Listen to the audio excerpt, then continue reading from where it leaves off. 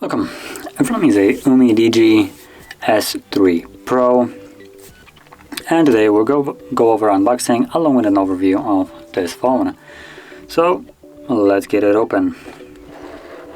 As you can see right out the box we have some luxury ceramic S3 Pro.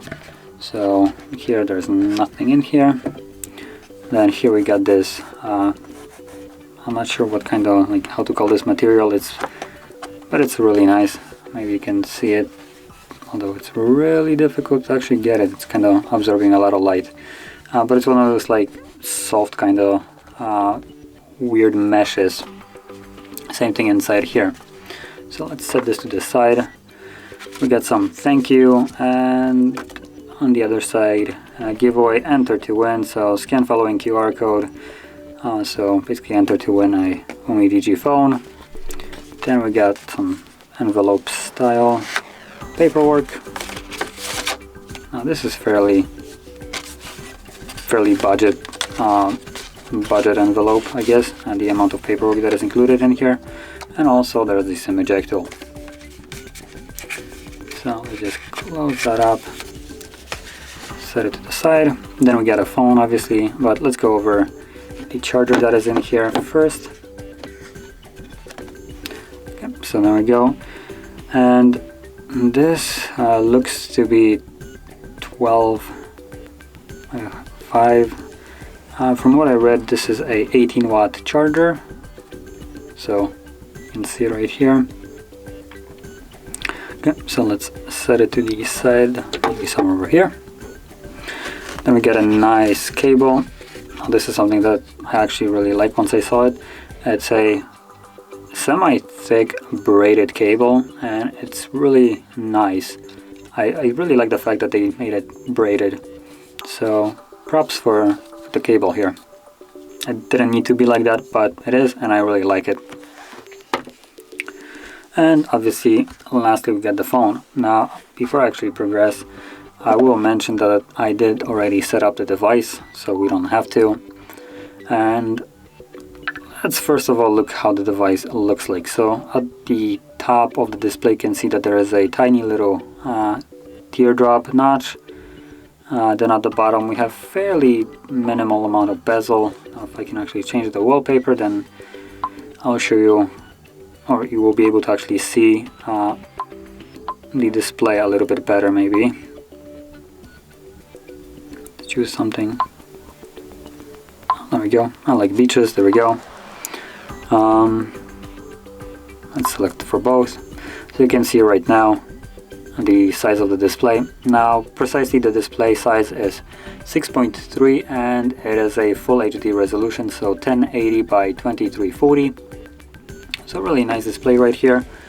Now it doesn't look like it's any kind of AMOLED, so no inky black colors right here. So yeah. Now when it comes down to pixels per inch, it is also fairly nice at 409. So just like a typical average nowadays, I would say.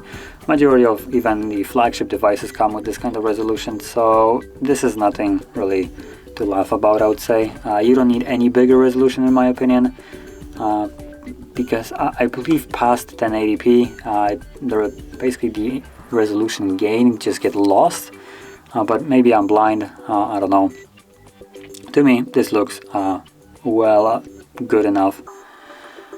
And apart from that, we have some Gorilla Glass on the front. Then we have ceramic back. Now as you can obviously see, the ceramic back is a absolute fingerprint magnet, and it is also probably going to be one of the slipperiest phones. You can place it on any kind of surface that is basically tiny bit just not even, and the phone might start slipping off of it. So yeah, this is one of the I would say downsides, but then ceramic is a little bit more durable than the glass, so it's not as prone to scratches as, for instance, just a normal glass back. So there is some benefits and drawbacks to it. Obviously you can also see at the back we have a fingerprint sensor. I should also mention that there's a headphone jack right at the bottom, as you can see, along with a Type-C port, speakers, and then at the top we also have just a microphone, this tiny little thing right here, some buttons right here, and then SIM tray right over here. Now while I am on the SIM tray, let's pop it open and see what the phone can accept here. So we have space for,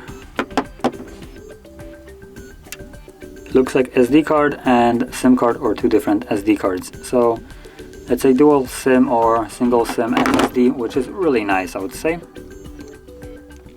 So let's pop it back in. So now moving on to the camera setup right here, we do have two cameras at the back, which you can see. So we have one here and one here, and the top one is a, I believe it's the top one, 12 megapixel, or not 12 one, I'm saying it's a 48 megapixel wide sensor, I believe, and then we also have a 12 megapixel below that. And then at the front, this little thing right here is a 20 megapixel sensor. So now let's actually get a logo right here, unlock the device, and see what kind of photos we can get with it. Once I find the camera, there we go.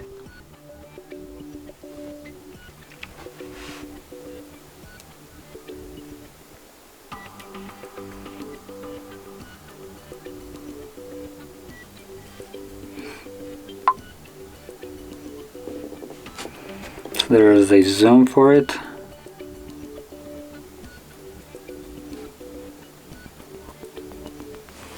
It looks like it doesn't want to really catch focus.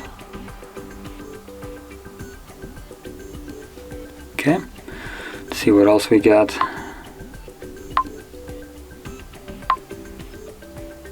Some bokeh for the fake bokeh. And let's actually grab an object. Or you know what? I got a bad idea. Let me get the plant right over here. Capture a photo of it. Let's see. I want to have some kind of background for it so we can see the bokeh effect on it.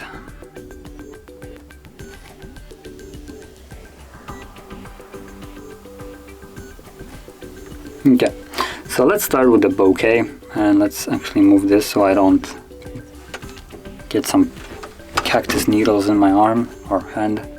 Okay, so right here is the bokeh.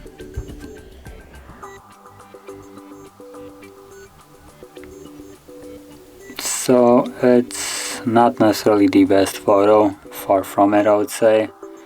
It lacks a little bit of just detail in general. It looks like it's a little bit of a low resolution.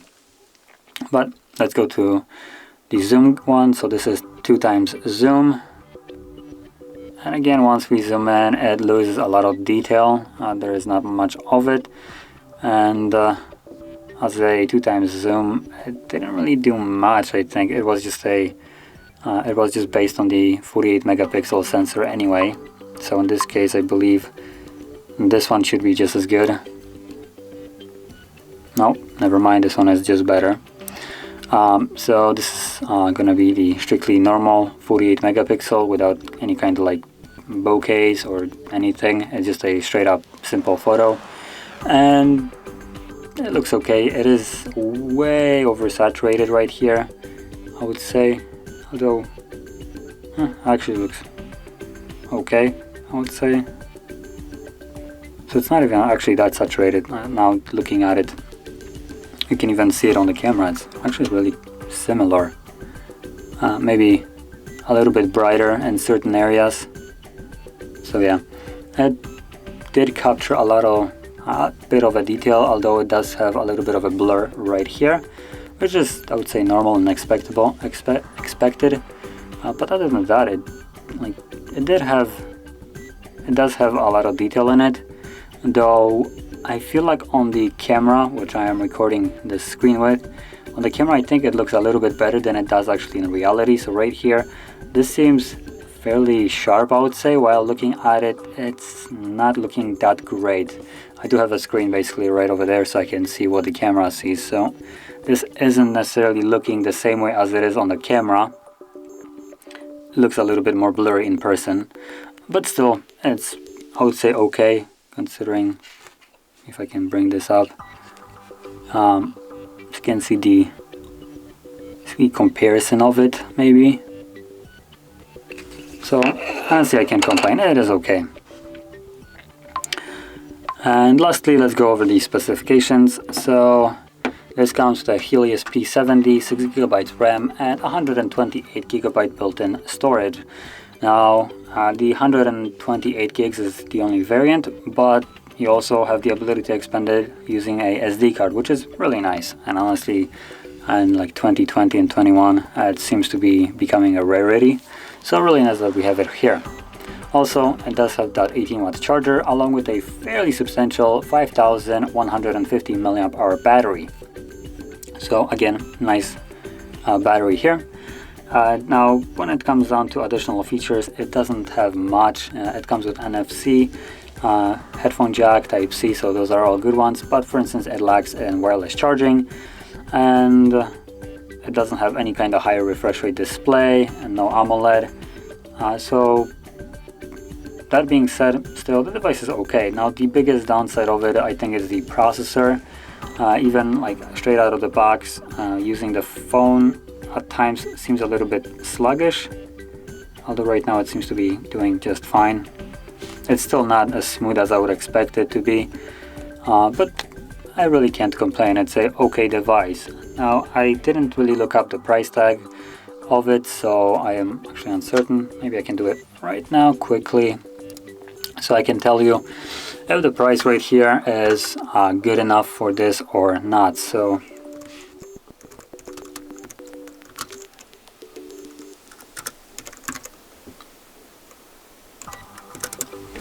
okay, so let's look it up quickly, and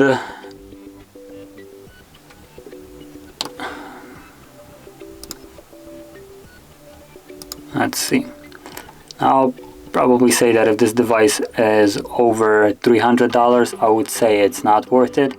Anything below $300, I would say it's okay. Now, still, at $300, you could probably get something better than this that actually doesn't have a Helio P70 chip in it. But other than that, I would say it's okay. I'm struggling with finding actually a price for it, so let's see on Amazon. So Amazon is apparently putting it up for $180 or euros. So at 180 euros, I would say that the phone is okay.